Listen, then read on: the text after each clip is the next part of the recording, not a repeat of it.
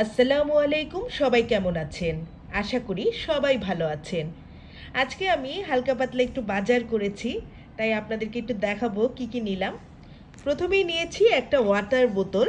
এই ওয়াটার বোতলটা আমার মেইনলি পছন্দ হয়েছে, এখানে লেখা হচ্ছে গুড ভাইবস। আর চারদিকে বিভিন্ন ফুডস আইটেমের ছবি আছে। এখানে হচ্ছে বার্গার আছে, টফিস আছে, আবার সুন্দর সুন্দর কিছু লাভ সাইন আছে। এটা একটা রাউন্ড সাইন, ভালো লেগেছে আমার কাছে দেখতে। আর মেইনলি রেড আমার খুবই পছন্দের কালার, এজন্য এই রেড কালারটাই আমি নিয়েছি। ওখানে আরও দু তিনটা কালার ছিল, কিন্তু এটাই আমার বেশি ভালো লেগেছে। এরপর নিয়েছি একটা টয়লেট টিস্যু। এটা আমি এর আগে কখনো দেখিনি। এটা হচ্ছে হিমালয়া পিউরিফাইং নিম ফেস সিরাম।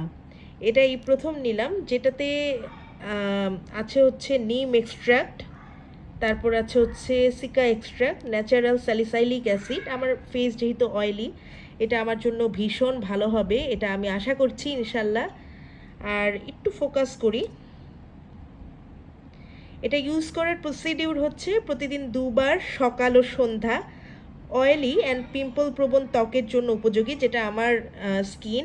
একসময় ভীষণ পিম্পল হতো টিন এজে, এখন একটু কমেছে, কিন্তু অয়েলি ভাবটা কিন্তু এখনও আছে।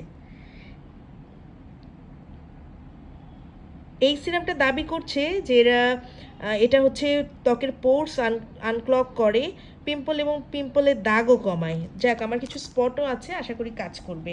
এরপর আমি জুস নিয়েছি আমার আর মালডিনের জন্য। এটা হচ্ছে আড়ঙের চকলেট মিল্ক ড্রিঙ্ক, ছোটো ছোটোগুলো। আর এরপর আমি নিয়েছি হচ্ছে প্যারাসুটের পেট্রোলিয়াম জেলি।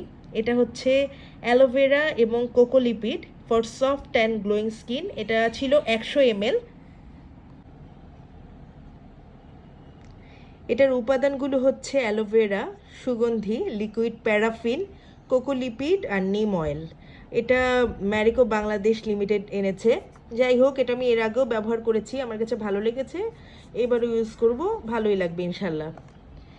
এরপর আমি যেটা নিয়েছি সেটা হচ্ছে মার্লিনের জন্য একটা ব্রাশ। এই ব্রাশটা কিন্তু ভীষণ কিউট শেপের এবং কালারটা পিঙ্কিশ, খুবই সুন্দর। পিঙ্ক কালার বলে অনেক বেশি কিউট লেগেছে আমার কাছে। আর এখানে আছে হচ্ছে দুটা পেন্সিল নেওয়া। আর এখানে আছে হচ্ছে কলম, ম্যাটাডোর পিন পয়েন্ট কলম, যেটা তিনটা আমি নিয়েছি।